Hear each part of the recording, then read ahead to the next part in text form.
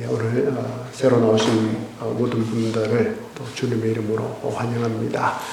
하나님 말씀을 듣기 전에 먼저 인사를 좀 나누도록 하겠습니다. 앞에 놓여있는 국화꽃이 제가 보니까 되게 예쁩니다. 근데 진심으로 말씀을 드립니다. 국화꽃보다 여러분이 훨씬 예쁠까요? 안 예쁠까요? 세상에 자신감이 좋습니다. 그래서 진심입니다. 저 역시도 여러분들 얼굴을 뵈니 국화꽃이 좀 서운해 하겠지만 국화꽃이 훨씬 더 예쁜 것 같습니다. 옆에 있는 분에게 조금 마음에 안 들더라도 꽃보다 아름답습니다라고 인사 한번 하겠습니다. 시작.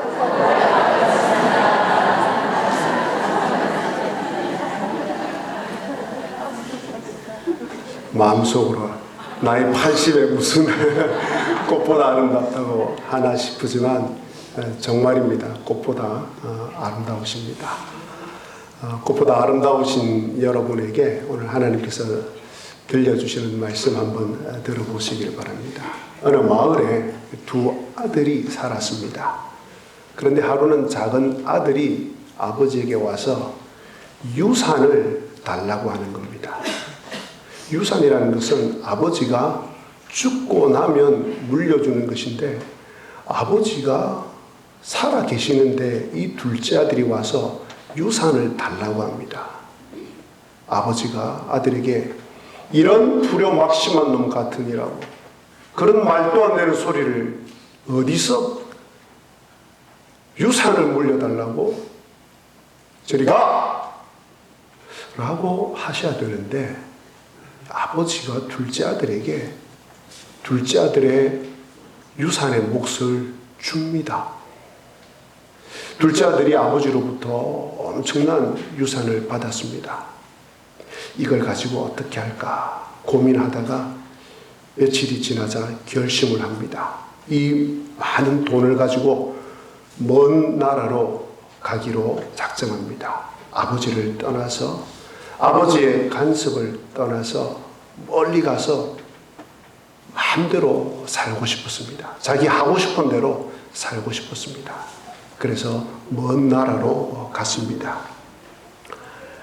그 많은 돈을 가지고 먼 나라에 가서 흥청망청 쓰기 시작했습니다. 술집에 갔습니다. 비싼 술 어떤 게 있습니까? 저는 잘 모르는데 비싼 술 아마 많이 마셨을 겁니다.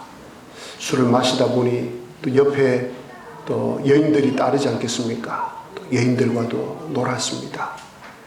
그리고 주변에 사람들이 붙기 시작했습니다. 술값, 밥값을 본인이 다 내었습니다.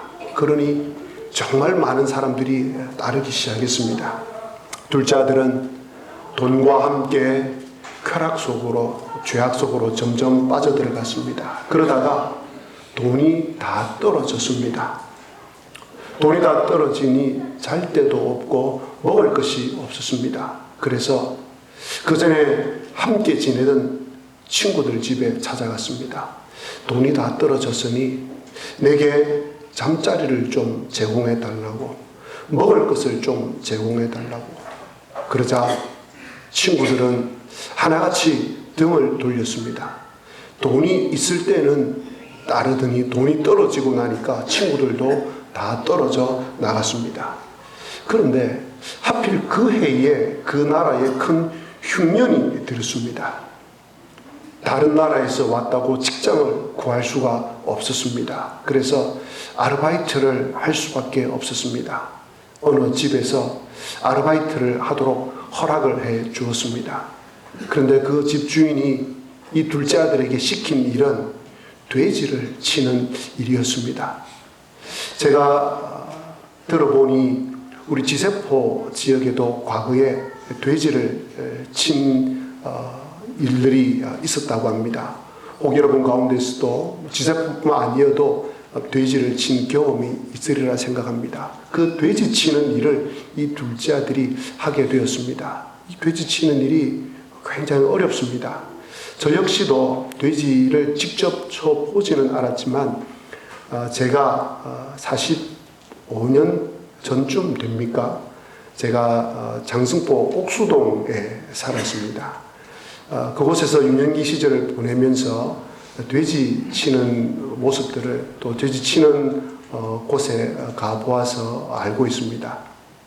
냄새도 많이 나고 돼지 치는 일이 보통 어려운 일이 아니었습니다. 둘째 아들이 이 돼지 치는 일을 하는데 배가 너무 고파서 돼지 여물통에 있는 이 여물을 먹으려고 했습니다. 그런데 주인이 그것을 보고 그것마저도 먹지 못하게 했습니다. 그 순간 이 둘째 아들이 자신의 모습이 너무 비참해졌습니다. 바로 그 순간 아버지 집이 생각이 났습니다. 아버지 집에 있는 풍족한 것들이 떠올랐습니다. 둘째 아들은 혼자 말했습니다. 내 아버지 집에는 풍족한 것이 많은데 나는 여기서 줄여 죽는구나. 그런데 돌아갈 용기가 나지 않았습니다. 지은 죄들이 생각이 났습니다. 차마 용서해 달라는 말을 할 수가 없었습니다. 아버지를 뵐 면목이 없었습니다. 이웃 사람들을 볼 자신이 없었습니다. 그러다가 둘째 아들은 최악의 상황에 다다르자 결심을 합니다. 그래, 아버지 집으로 돌아가자. 돌아가서 내가 하늘과 아버지께 죄를 지었사오니 아버지, 이제 저를 아들로 보지 마시고 그저 품꾼의 하나로 저를 보옵소서, 저를 받아주옵소서 라고 이야기를 하자.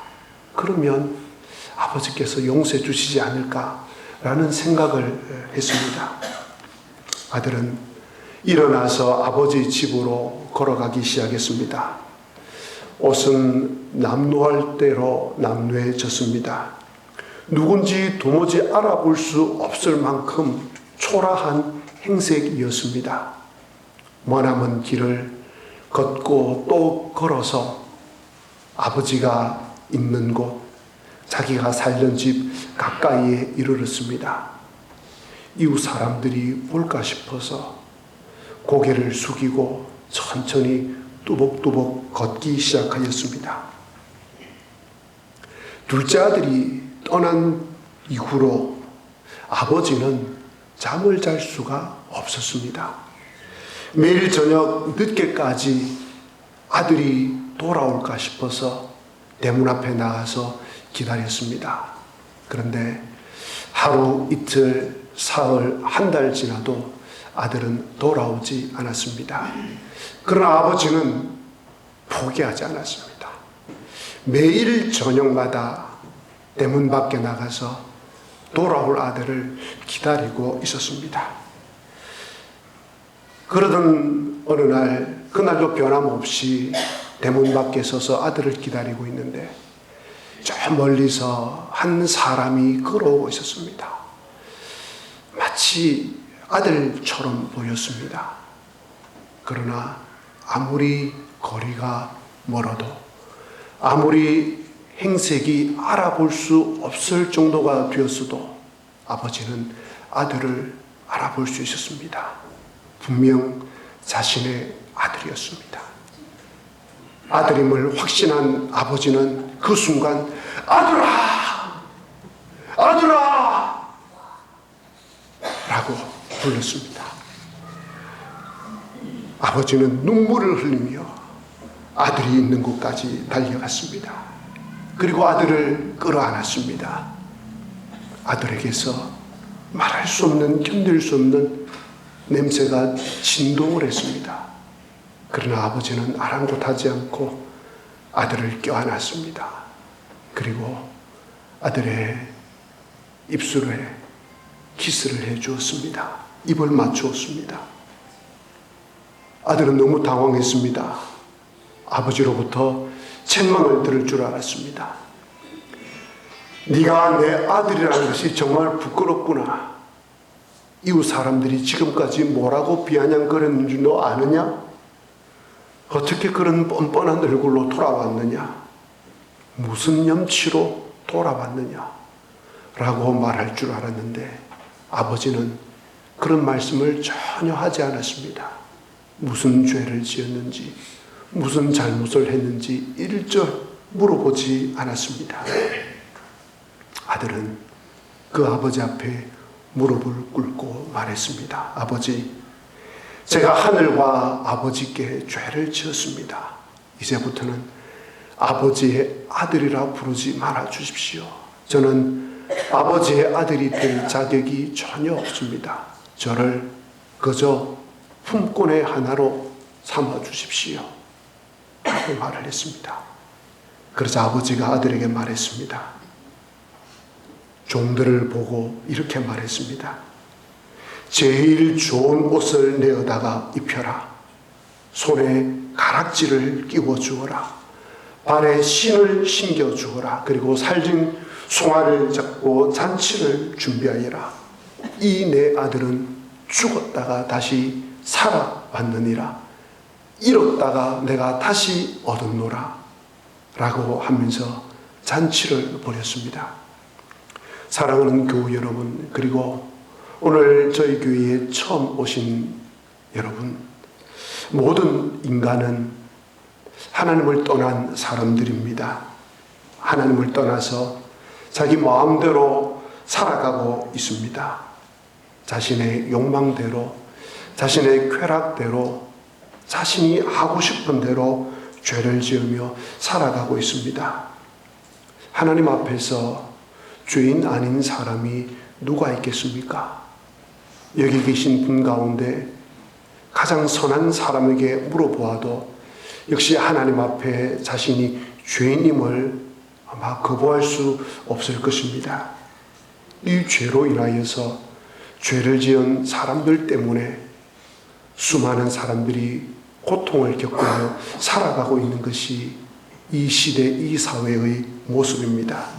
그래서 모든 인간은 둘째 아들과 같이 집을 나간 당자와 같은 사람들입니다. 그러나 여러분이 아무리 허랑방탕하게 살았다 하더라도, 지금까지 큰 죄를 지었다 하더라도, 나쁜 죄를 지었다 하더라도, 아니 용서받지 못할 죄를 지었다 하더라도 하나님 품 안으로 돌아오면 하나님께서 다 용서해 주십니다.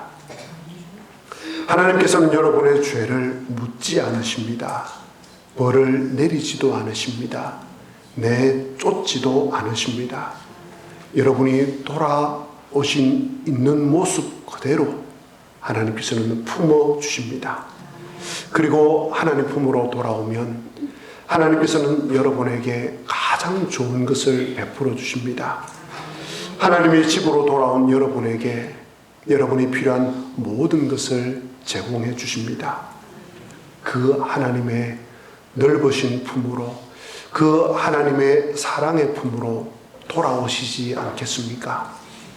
그러면 어떻게 하면 하나님의 품으로 돌아올 수 있겠습니까? 하나님을 믿을 수 있겠습니까? 하나님께서 주시는 그 죄 용서함을 얻을 수 있겠습니까? 그 자세한 이야기는 다음 주일에 제가 들려드리겠습니다. 오늘 오신 분 가운데 단 한 분도 빠짐없이 다음 주일에 오셔서 하나님을 믿는 방법, 죄 용서를 얻게 되는 방법을 알고 죄 용서를 얻고 하나님의 자녀가 되시기를 주님의 이름으로 간절히 기원합니다. 말씀을 마무리하겠습니다. 오늘 저희 교회에 참 잘 오셨습니다. 하나님께서 여러분을 여기서 기다리고 계셨습니다. 여러분이 오늘 여기 오실 때까지 문을 열고 기다리고 계셨습니다. 어릴 때 혹은 젊은 날 한두 번 교회에 왔다가 오지 않았을지라도 하나님께서는 변함없이 여러분들을 기다리고 계셨습니다. 언제든 좋습니다. 하나님 아버지의 품으로 돌아가야 되겠다는 결심이 드시거든 언제든 교회로 오십시오. 언제든 주님 앞으로 돌아오십시오. 그러면 주님께서는 두 팔을 벌리고 다정하신 품으로 여러분들을 품어주시고 안아주실 것입니다. 기도하시겠습니다.